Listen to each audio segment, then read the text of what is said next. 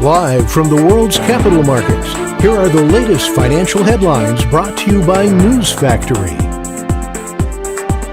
Hello and welcome to Friday's Daily Financial Report. The dollar fell 0.6% against the yen in the last trading session.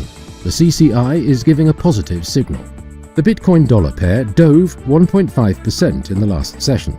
The Williams indicator is giving a negative signal. The gold dollar pair skyrocketed 1.6% in the last session. According to the Williams indicator, we are in an overbought market. The oil dollar pair dove 2.7% in the last session.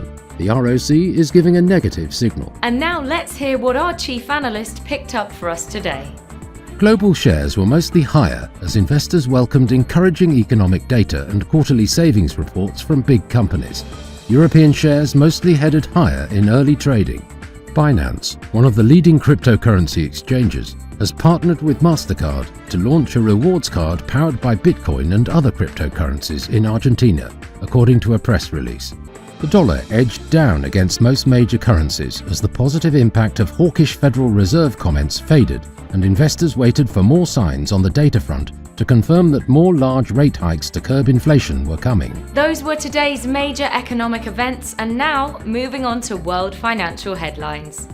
The UK's CFTC GBP/NC net positions will be released at 19:30 GMT.